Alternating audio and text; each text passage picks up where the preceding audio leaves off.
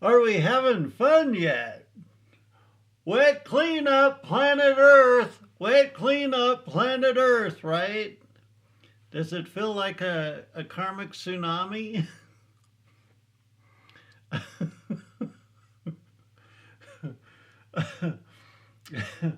the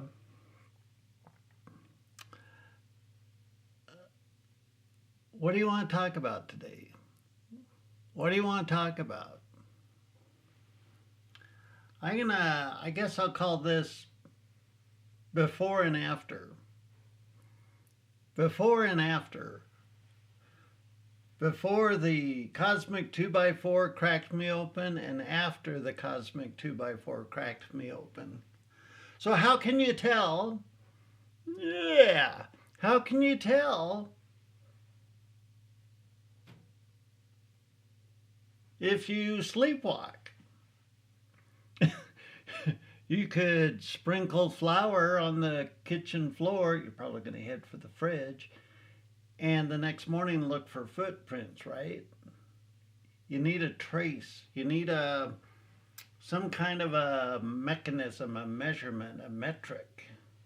How can you tell if you're really cracked open? And what am I talking about? I'm talking about what I call the cosmic 2 by 4. And we've talked about um, when I got cracked open. Before I got cracked open, uh, I really felt like I knew who I was. Well, I knew who my ego was, so to speak, and I was very comfortable in that identity, but it wasn't the truth of me. Now, what do I mean by it wasn't the truth of me? It wasn't the idea that my soul had for my life. I suggest this is really important, yet people can go their entire life and miss the point, not really fulfill their life purpose. This free will thingy can work for the better or for the worse regarding the evolution of your soul. So, how can I tell if I'm cracked open? Well, there's a curious thing that happens, I think, when you get cracked open, and there might be an event that cracks you open. Sometimes it's an accident. Sometimes it's like a divorce or some other event that turns your life on its head and awakens you. It's like a spiritual coo, coo, coo. Come on, wake up, buddy, wake up. Right? Do you know the movie Pleasantville? It's kind of a nice movie. Pleasantville starts off black and white in the like very much the 1950s. Everybody knows their role. Everybody wants order. When I get home from work, there's dinner on the table, and if I like the white picket fence idea of, well, if I get an education and then I go work for a company and then I retire, that's the life for me. And in the bigger sense, it's a rather static life. I call it a single narrative. And before I got cracked open, I was certainly living a single narrative. I'm a TV engineer. I'm a father. I'm a man. I'm this. I'm that. And so, how can you tell if you're cracked open? Well, there's a couple of things you could look at, I think. What are your relationships with your emotions? Remember, I've talked about my anger before I got cracked open. And I had no clue, and that's what I'm talking about. How can you tell? I had no clue I had so much anger in my psyche. One thing you can do is watch your energy, or you might think of it as inner chi. Your inner chi. And this is where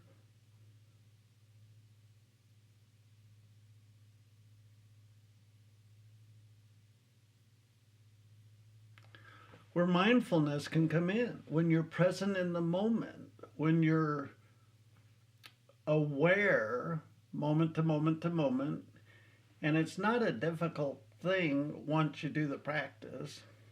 When you're aware in the moment and you get triggered,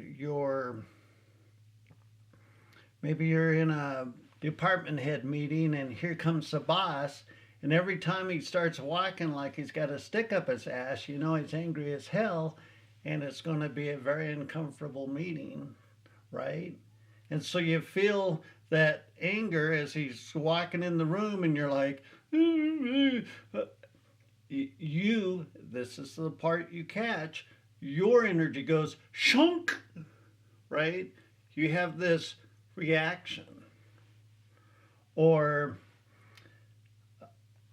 somebody might say, hey, I volunteered you to speak at this event.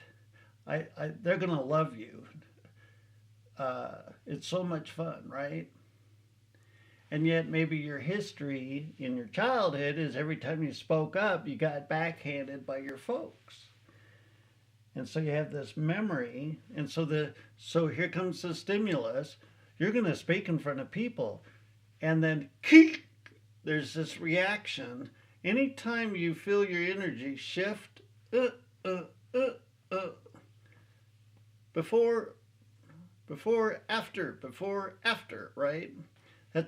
That's really valuable, because in the big scheme of things, your energy can't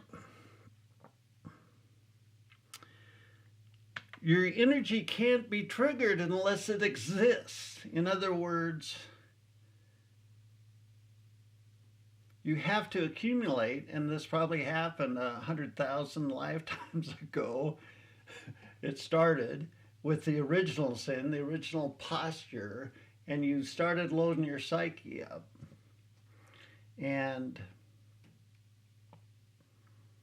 fast forward many lifetimes, and here you are, you're looking, and it's kind of like you want to be triggered. If you want to really grow yourself, you might want to be triggered, or you could trigger yourself.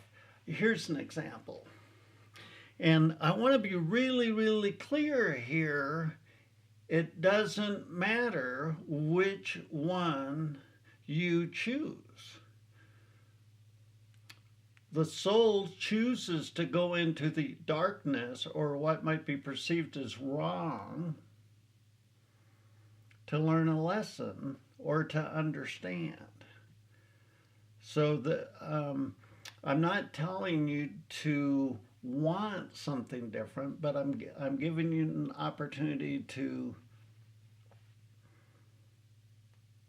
understand yourself better. So maybe you get an opportunity to speak in front of people, and that's what you would never choose. Choose it. Oh, I don't want to do. I don't want to do that. Right? And that feeling, that hesitation, that reaction is unresolved energy in your psyche. Period. End of story. That is energy or karma from your past showing up in the present. Ka-ching! We have an opportunity to release it. Or I like the idea of, so if you were to imagine your bedroom right now, are the clothes all hung up nice and neat in the closet, all clean and pressed? I don't know. I haven't been to your bedroom. I don't think I have. And or are they all over the floor and you pick through them and choose what you're going to wear that day and you don't care.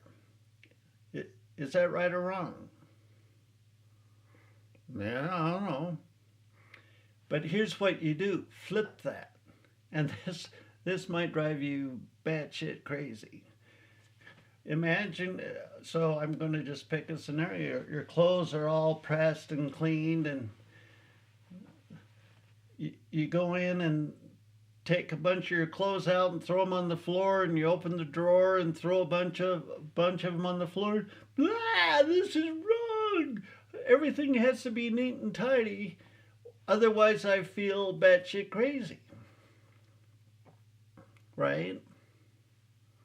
You're pushing your own button, and so do the opposite. If they're all on the if normally your clothes are always on the floor, wash them up, hang them up, clean it up, straighten up your room, and go from normally messy to now tidy, or from normally tidy to now messy.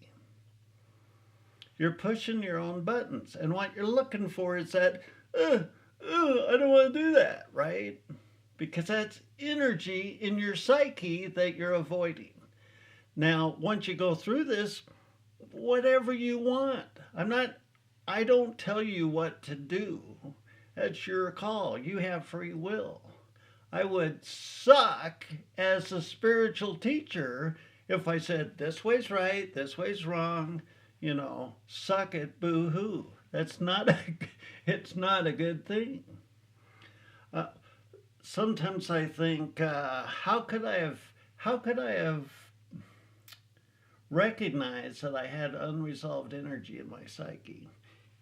Here's one more example. I don't want to get long-winded because I'll not stop talking. So you come home from work or you come home from interacting with the masses and you're wiped out, but it's not a physical wipe out. You feel just exhausted. I would go into my work and my boss would push my button and I'd go home and I'd want to just crash on the couch.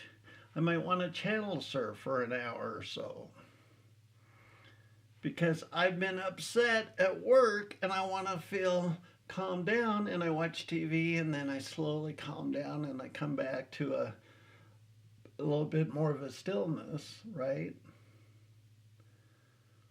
If you come home wiped out from working and it's not a physical thing, chances are you have unresolved emotions in your psyche. Is this making sense? What you're looking at is you're trying to recognize emotions, feelings that you are avoiding. If you're avoiding them, you're accumulating them, right? And karmically, you're going downhill. You're creating a bigger and bigger lesson for yourself, right? And that's why sometimes it takes a cosmic 2x4 to crack your head open. Dude, at your current tendency, you're going to suck here pretty soon. I don't think you want that. Wake up, right? Your soul's trying to wake you up.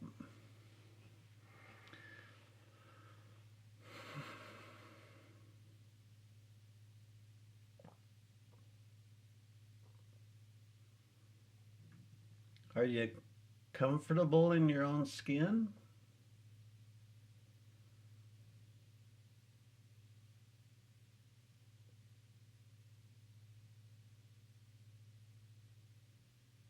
Can you be present with yourself?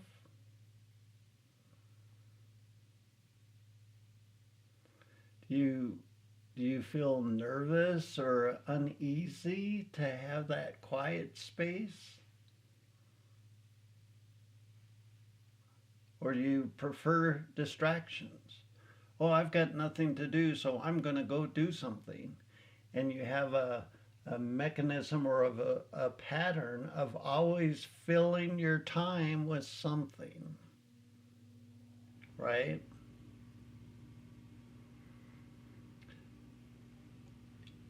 You can, one more example and then we'll wrap this up. Do you always spend your attention out there? Out there.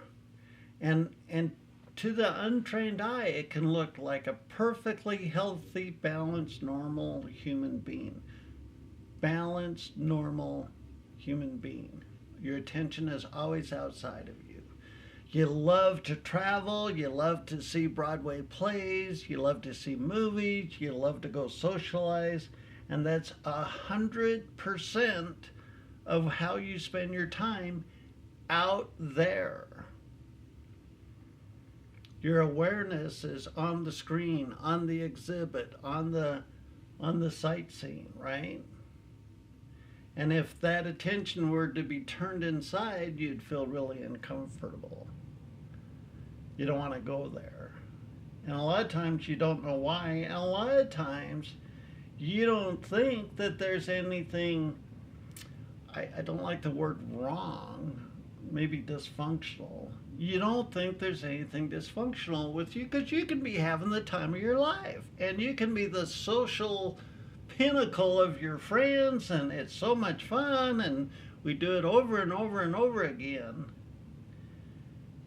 It's kind of like avoiding, trying to avoid something we're not even perhaps aware of.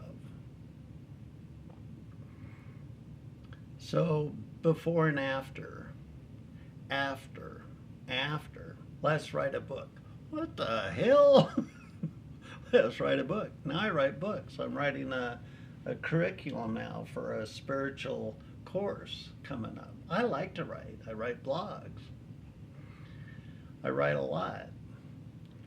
Let's learn FPGA programming. I've been a programmer for many, many decades, and FPGA program is like brain salad soup. That stuff is bent.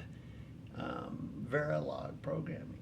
I'm over 60. Let's learn this new programming code. Okay. My soul is feeding me step by step opportunities for me to prepare myself for the vision my soul has for my life purpose. And when our attention is always out there, we're not available. A lot of times when we get inspiration, it's like throwing a sock into a spinning ceiling fan. We just bat it away. Maybe you're bringing in groceries from the car and your soul says, volunteer at the shelter. And you're like, that's not right. Poof, gone.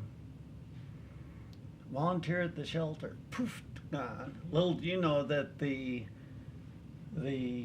manager of the shelter is a retired veteran of what your soul has in mind for you, and it's nothing about the shelter, it's about the opportunity that exists in the shelter, but you won't ever choose that if you're stuck in your mind. Enough. Hey, it's always a pleasure to talk to you. You can follow us on various platforms. I'd appreciate if you went to New Human Living and signed up for the newsletter. The YouTube channel is a great place for periodic videos, and we also have the every Wednesday night at 7 p.m. Mountain, we're interviewing somebody somewhere in the world. 12 plus years, hundreds and hundreds of episodes. What an exciting time to be alive. It's really a curious time. The understatement of the year. But My goal is not to tell you what to do. My goal is not to have you adopt my beliefs, my whatever. That's not my call. I really stay away from adjectives and you should be this or that. But what I do want to do for you is explain to you the mechanisms of karma to help you manage the tougher things in your life. So, enough. Thank you so much for joining me today. I really appreciate it. Until next time, thanks for listening.